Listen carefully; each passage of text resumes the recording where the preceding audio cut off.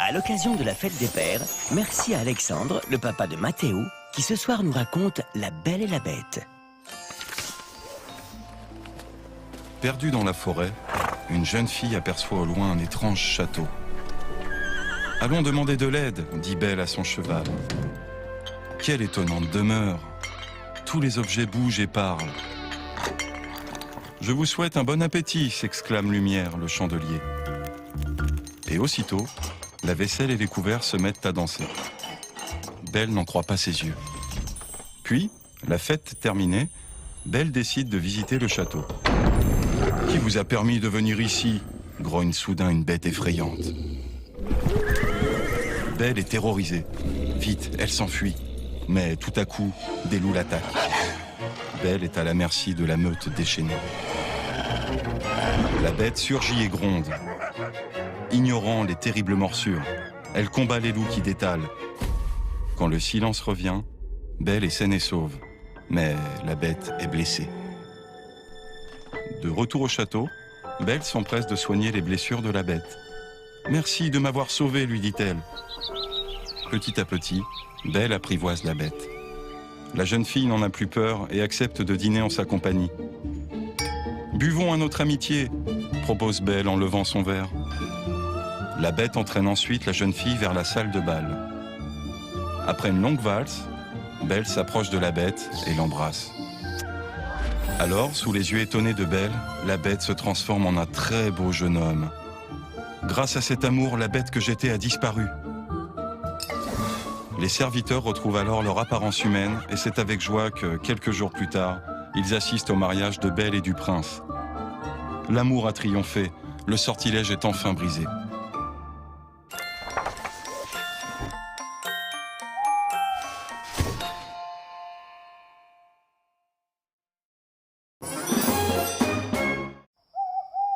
À l'occasion de la fête des mères, merci à Virginie, la maman de Jade, qui ce soir nous raconte Alice au pays des merveilles. Par une chaude après-midi, Alice écoute d'une oreille distraite la leçon d'histoire que lui lit sa sœur. Elle préfère imaginer un monde fabuleux où les animaux parleraient. Or voilà qu'un lapin blanc tout habillé passe devant elle en courant. « Je suis en retard !» s'exclame-t-il. « Hé, attendez-moi !» s'écrie Alice en se lançant à sa poursuite. Et hop, il saute dans un terrier. Curieuse, Alice entre à son tour dans la galerie. Elle ne voit pas le trou et tombe tout au fond du gouffre. Devant elle défilent toutes sortes d'objets. Des tables, des miroirs, des livres. Enfin, Alice atterrit sur un tapis de feuilles et aperçoit enfin la silhouette du lapin blanc. Elle s'élance derrière lui, mais se retrouve nez à nez avec une drôle de serrure qui parle. En buvant une potion, Alice devient toute petite. Puis en mangeant un gâteau, elle devient géante. Mais finalement, elle réussit à passer la porte. Alice marche et soudain voit le lapin blanc. Celui-ci cherche partout ses gants. Alice entre dans sa maison, mais à la place des gants, elle trouve des gâteaux appétissants. Elle en croque un, puis deux, mais devient une nouvelle fois géante. Que faire? Elle attrape une carotte dans le jardin et cric, croc, elle redevient petite. Le lapin blanc s'enfuit encore. Alice croise une grosse chenille bleue et le chat de Chester. Mais aucun d'eux ne peut lui indiquer le chemin. Elle va de ce côté-ci, de ce côté-là, et surprise, découvre un palais et des jardiniers qui sont en fait des cartes à jouer. Soudain, elle aperçoit le lapin blanc qui claironne. « Place à la reine !» La reine est en colère et cherche un coupable pour lui couper le cou. Mais elle remarque Alice et lui ordonne de jouer avec elle au croquet. Alice se retrouve avec un flamant maillet et des hérissons boules pour jouer. Pour déconcentrer la reine, le chat de Chester soulève sa robe, puis disparaît. La reine furieuse croit Alice coupable et veut lui couper la tête. Mais Alice réussit à s'enfuir du palais. Elle court aussi vite qu'elle peut et se réveille finalement dans le pré. C'est ainsi qu'Alice revient du pays des merveilles.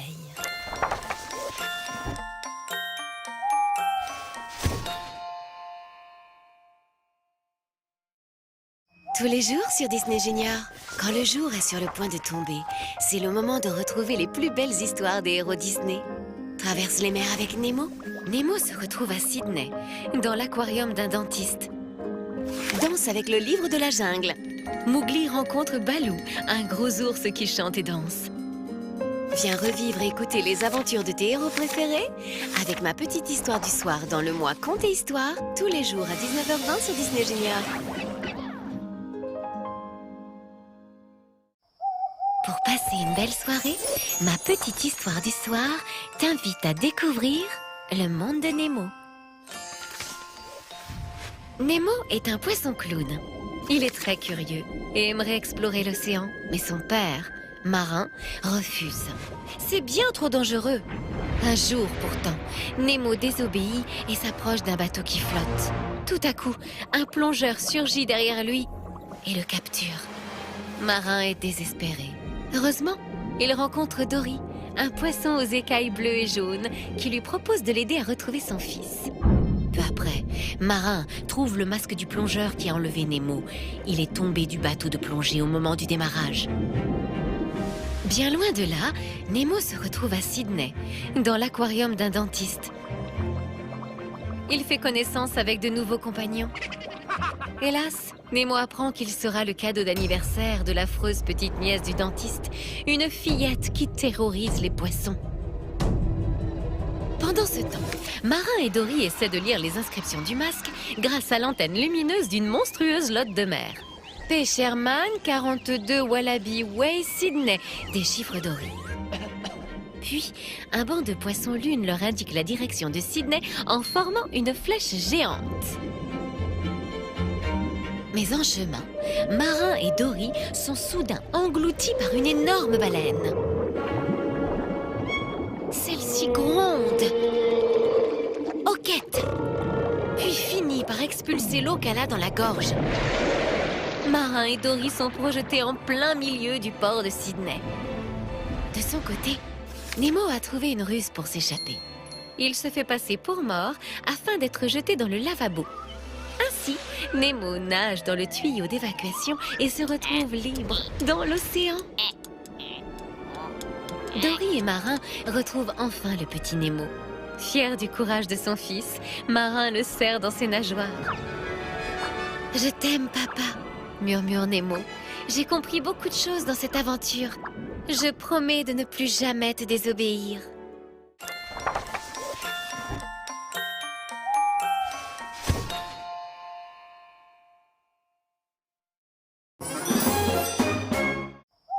Pour passer une belle soirée, ma petite histoire du soir t'invite à découvrir le livre de la jungle. En se promenant le long de la rivière, Bagheera la panthère découvre un petit homme dans un panier. Il décide de lui trouver une maman. Attendrie, maman louve l'adopte aussitôt et l'élève avec ses petits. Les années passent. Un jour, on apprend que Shere Khan, le tigre assoiffé de sang, rôde dans la région. Mowgli est en danger. Akela, le chef du clan, réunit alors tous les loups. Ensemble, ils décident d'envoyer Mowgli dans le village des hommes afin de le protéger du terrible tigre. Bagheera est chargé d'accompagner le garçon. Mais Mowgli refuse de quitter ses frères les loups. Il s'échappe à la première occasion. Dans sa fuite, Mowgli rencontre Baloo, un gros ours qui chante et danse. Il apprend au garçon à prendre la vie du bon côté. Mais alors que les deux amis font la sieste, Mowgli est soudain soulevé dans les airs. Des singes ont décidé d'emmener le petit homme devant leur roi, Louis. Baloo, déguisé en ravissante guenon, se rend chez les singes pour sauver son ami. Mais il se dandine tant qu'il perd son déguisement. Heureusement, Bagheera surgit et sauve le jeune garçon. « Tu ne fais que des bêtises !» gronde la panthère. « Tu as mis cet enfant en danger et il faut le ramener au village des hommes !» Profitant de leur dispute, Mowgli leur fausse compagnie une nouvelle fois. Il se repose un instant et fait la connaissance d'une bande de vautours qui lui font oublier ses malheurs. Mais alors que Mowgli s'amuse, le terrible Shere Khan est toujours à sa recherche. Soudain, le tigre surgit et bondit sur le garçon. Mais avec l'aide des vautours et de Baloo, Mowgli parvient à s'échapper. Grâce à une branche d'arbre enflammée par la foudre, Mowgli fait fuir à jamais son ennemi. Tout est bien qui finit bien pour les deux amis qui sont très heureux de se retrouver. Le lendemain, Mowgli aperçoit une petite fille au bord de l'eau. Intrigué, il s'approche alors que Balou et Bagheera le regardent d'un air malicieux. Le garçon décide finalement de rester dans le village des hommes. Au revoir les amis, on se reverra bientôt.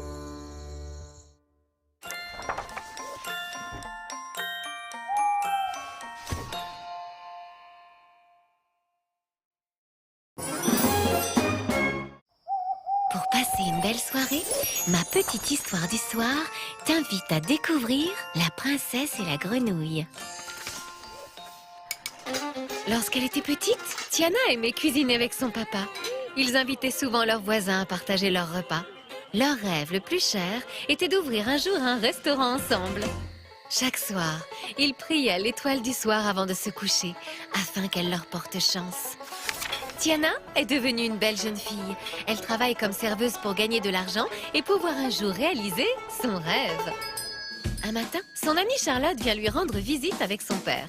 Ils organisent le soir un grand bal masqué pour l'arrivée en ville du prince Navin de Maldonia.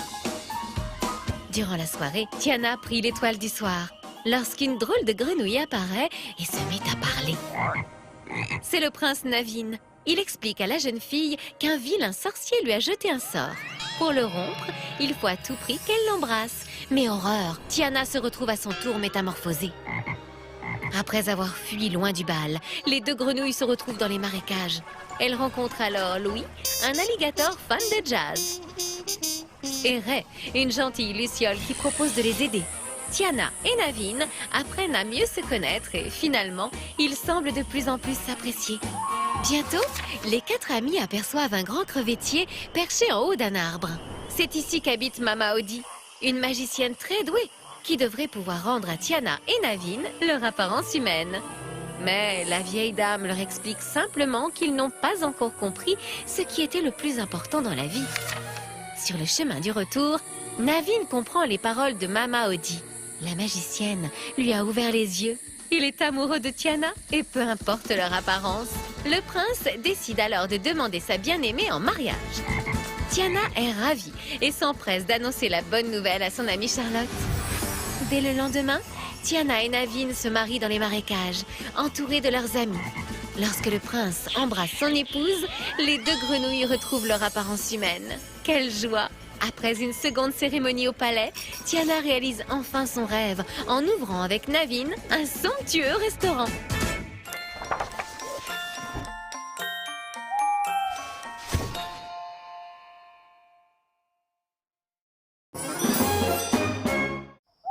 Pour passer une belle soirée, ma petite histoire du soir t'invite à découvrir Réponse.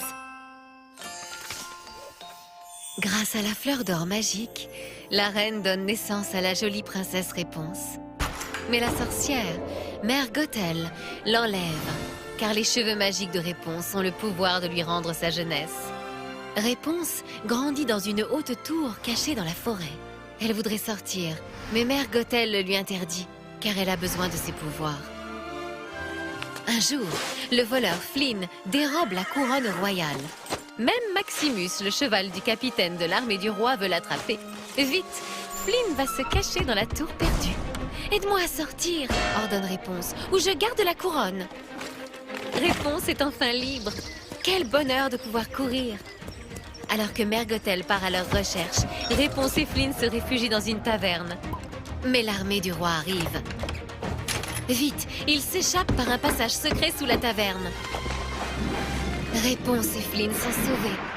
Mais pendant ce temps, Mère Gothel engage les anciens complices de Flynn pour retrouver le voleur et la princesse.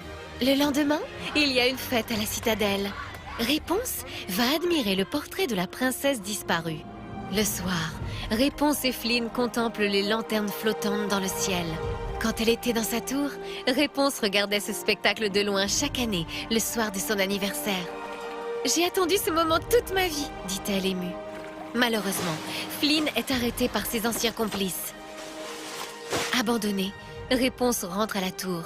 Mais bientôt, elle comprend qu'elle est la princesse disparue et que Mère Gothel l'a enlevée. Pendant ce temps, le cheval Maximus, qui est devenu ami avec Flynn, réussit à le délivrer. Vite, Flynn grimpe à la tour pour libérer Réponse. Mais là, Mère Gothel le poignarde. Pour le sauver, Réponse promet de ne jamais quitter la tour. Mais Flynn refuse qu'elle sacrifie sa liberté et coupe ses cheveux magiques. Mère Gothel se met alors à vieillir très vite et disparaît en poussière. Comment te sauver maintenant? Pleure Réponse. Et une larme roule sur Flynn. Hurrah! Les larmes de Réponse possèdent aussi la magie de la fleur d'or. Et Flynn guérit aussitôt. Vite, ils vont au château où Réponse retrouve avec bonheur ses parents, qui ne sont autres que le roi et la reine. Réponse et Flynn échangent un baiser, alors que des centaines de lanternes sont envoyées dans le ciel pour célébrer le retour de la princesse en son royaume.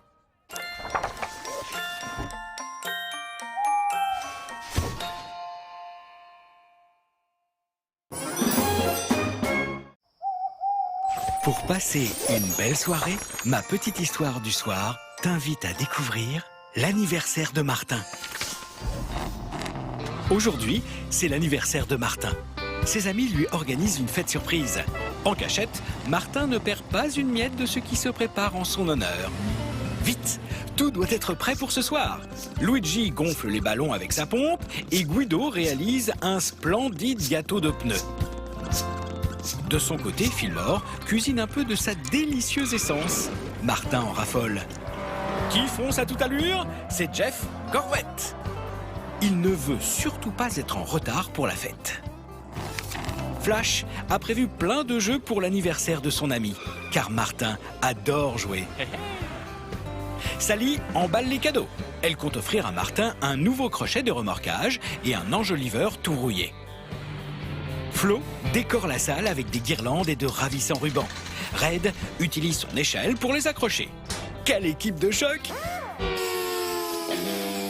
Pendant ce temps, Ramon peint un superbe portrait de Martin sur un capot.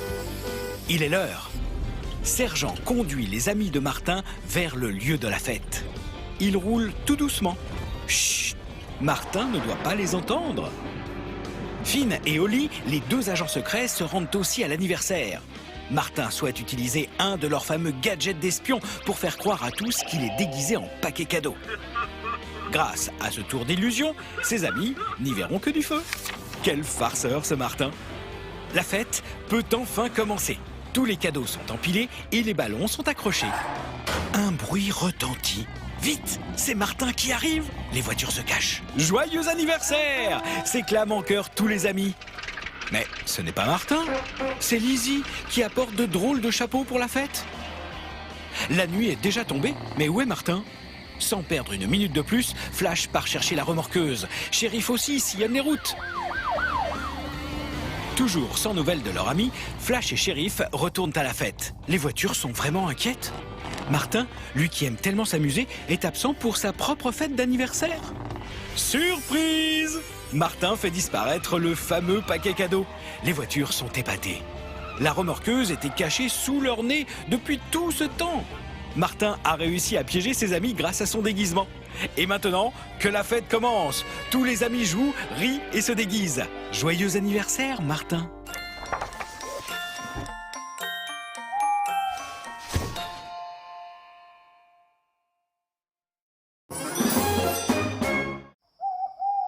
Pour passer une belle soirée, ma petite histoire du soir t'invite à découvrir Cars. C'est aujourd'hui qu'a lieu la Piston Cup, la plus importante course de voitures de l'année. Flash McQueen est persuadé de gagner, mais... Nous avons 3 vainqueurs ex-aequo, crient les haut-parleurs. Pour les départager, une nouvelle course sera organisée dans quelques jours en Californie. Je veux arriver le premier en Californie pour pouvoir m'entraîner sur le circuit, dit Flash à Mac, son camion. Épuisé par la course, il s'endort. Mais au milieu du voyage, la remorque s'ouvre et Flash glisse du camion. La voiture rouge se réveille à contresens au beau milieu de l'autoroute. Flash part à la recherche de Mac. Soudain, une voiture de police le prend en chasse et une course-poursuite s'engage. En tentant de s'enfuir, Flash McQueen cause beaucoup de dégâts dans une petite ville isolée nommée Radiator Springs.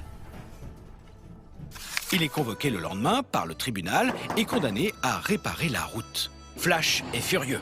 Il doit tirer un énorme engin de chantier pour goudronner la route. Il devrait plutôt s'entraîner pour la course. Heureusement, les habitants de la ville sont très gentils. Il y a les garagistes Luigi et Guido, Martin, le camion remorqueur, et Sally, la belle voiture de course. Quelques jours plus tard, la route est enfin terminée. Sally emmène alors Flash faire une petite promenade.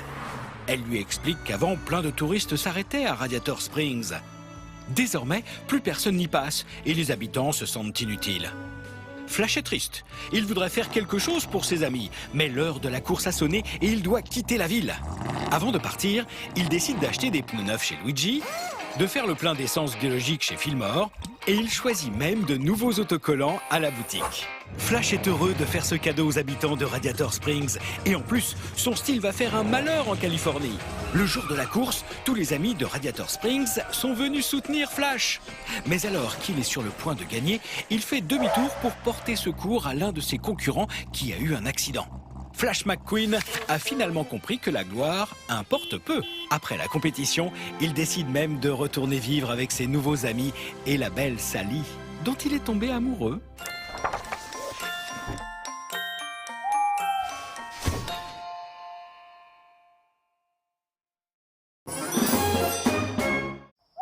Pour passer une belle soirée, ma petite histoire du soir t'invite à découvrir la Reine des Neiges. Au royaume d'Arendelle, le roi et la reine ont 2 filles. La plus jeune s'appelle Anna et sa sœur aînée Elsa. Elsa a de grands pouvoirs. Elle peut geler les choses et fabriquer de la neige. Mais elle a peur de blesser sa sœur et garde ce secret pour elle seule. Les années passent et c'est à Elsa que revient le trône. Le jour du couronnement, Anna rencontre le prince Hans. Ils décident aussitôt de se marier. La nouvelle reine s'oppose à leur mariage. Les 2 jeunes gens viennent à peine de se rencontrer. Prise de colère, Elsa laisse échapper un rayon glacé de sa main. La reine quitte le château en gelant tout sur son passage. Elle s'enfuit alors dans les montagnes et crée un somptueux palais de glace. Anna part à sa recherche et rencontre Christophe, un vendeur de glaçons, et son reine, Sven. Sur le chemin, il découvre un drôle de bonhomme de neige, Olaf, créé par Elsa. Celui-ci les conduit jusqu'au palais de la reine. Anna aimerait tellement que sa sœur revienne à Arendelle, mais la reine ne veut rien entendre. Énervée, elle lance un rayon glacé qui frappe sa sœur en plein cœur. Pendant ce temps, le prince Hans est parti à la recherche de la reine. Le soi-disant prince charmant n'avait en réalité qu'un seul but, voler le trône. Il capture la reine et l'enferme dans le donjon. De son côté, Christophe remarque que les cheveux d'Anna blanchissent. Il la conduit chez les trolls. Un vieux sage leur apprend que son corps sera entièrement gelé d'ici une journée. Seul un véritable acte d'amour peut la sauver. Christophe, malgré ses sentiments pour la jeune princesse, décide de la ramener au château auprès d'Hans, son fiancé. Lorsqu'Anna rejoint enfin son prince et lui demande à baiser pour la sauver, il refuse. Hans n'a jamais été amoureux de la princesse. Elsa, elle, s'est enfuie du château, mais Hans la rejoint prêt à la tuer. Anna rassemble le peu de force qu'il lui reste pour protéger sa sœur. Au moment où elle devient une statue de glace, Hans abat son épée et la lame se brise sur son corps gelé. Elsa, en pleurs, serre sa sœur dans ses bras. Anna se met alors à dégeler. L'amour de la Reine des Neiges l'a sauvée.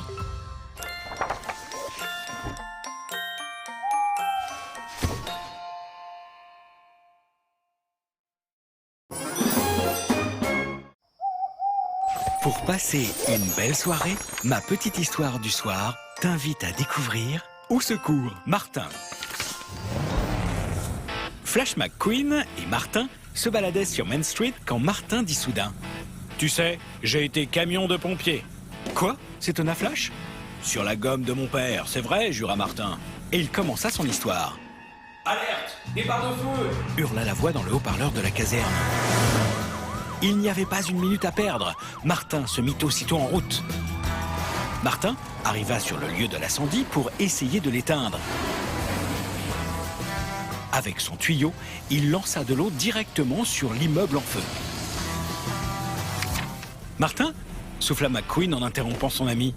Franchement, je ne peux pas croire que tu aies été camion de pompier. Rappelle-toi, nom d'un pneu, insista Martin. Tu étais là, toi aussi. Ah! Au secours! À moi! Criait Flash en cherchant un moyen d'échapper aux flammes. Reste calme, lui dit Martin, en l'aspergeant avec de l'eau froide. Martin virevolta rapidement et fit monter une échelle pour aider Flash à s'extirper de l'immeuble. « Vas-y, saute !» cria Martin alors qu'il sortait son ami par la fenêtre juste avant que l'immeuble n'explose. Martin déposa Flash à l'arrière de l'ambulance. « Conduisez-le à l'hôpital, il est en surchauffe !» ordonna Martin. « Bravo Martin !» crièrent Mia et Tia, les groupies du camion de pompiers. Pendant ce temps, Flash était à plat dans la salle d'opération de l'hôpital. « Hein? Qu'est-ce qui s'est passé? Où suis-je » demanda-t-il confus. Flash était encore sous le choc lorsque Martin entra dans la salle. « Martin, tu es aussi médecin » s'étonna Flash. « Tout le monde à son poste !» avertit Martin avant de donner une décharge électrique à la batterie de Flash. « Non, attendez! Ah !» hurla Flash. « Ok, et que s'est-il passé ?» demanda Flash. « Je t'ai sauvé la vie !» répondit Martin. « Impossible !» dit Flash. Juste à ce moment-là, l'infirmière présente à l'opération arriva. « Salut docteur !» dit-elle en s'adressant à Martin. « Eh si !» insista Martin en laissant Flash McQueen sans voix.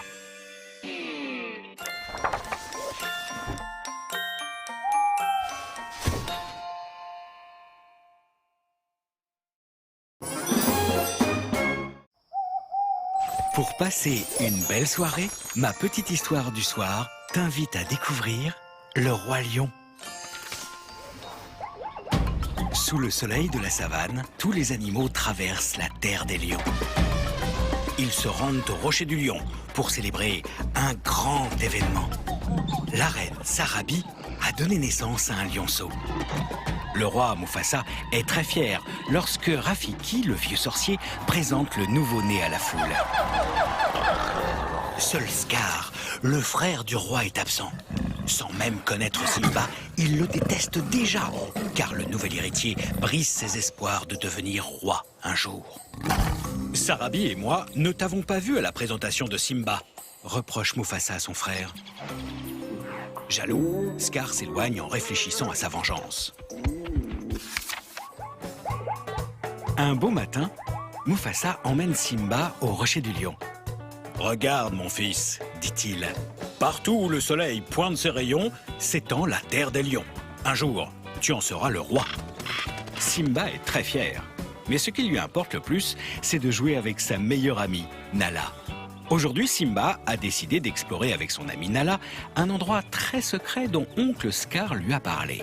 « Je voudrais être roi », crie Simba, en détalant à travers la savane avec les zèbres. Simba et Nala arrivent devant un énorme crâne d'éléphant. « Ça y est, on est arrivé !» crie joyeusement Simba. Sa joie est de courte durée, car des hyènes surgissent de nulle part. Courageusement, Simba fait face, sans succès. Heureusement, le roi Mufasa apparaît. Il se jette sur les hyènes pour protéger Simba. « N'approchez plus jamais de mon fils !» rugit-il. Mufasa n'est pas content que son fils se soit aventuré dans un lieu si dangereux. Mais au fond de lui, il est soulagé de l'avoir retrouvé sain et sauf. Alors que les étoiles scintillent dans le ciel, Mufasa et Simba se réconcilient. « Regarde, dit Mufasa, nos ancêtres nous observent de là-haut. Ils seront toujours là pour te guider. Et moi aussi, je serai toujours là pour toi. »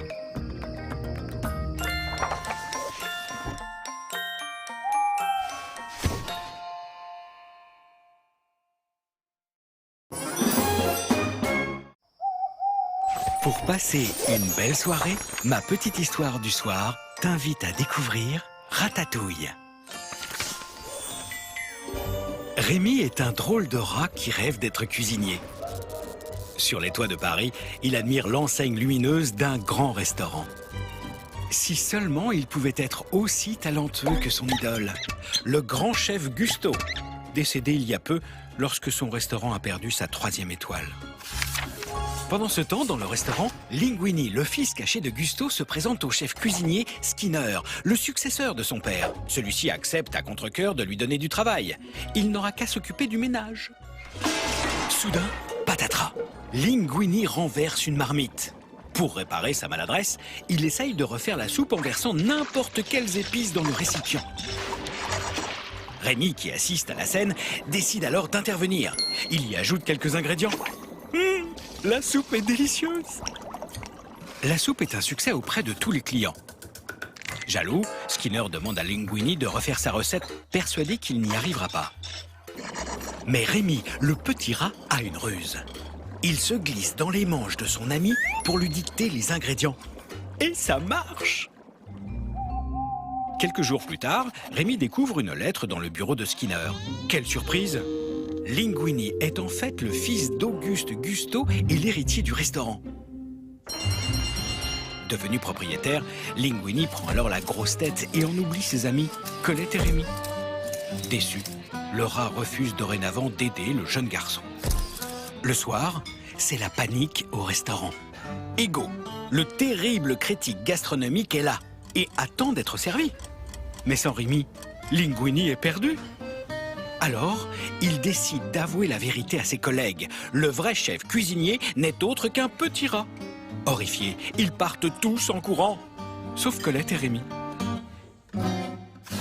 Heureusement, tous les amis de Rémi arrivent à la rescousse pour aider Linguini.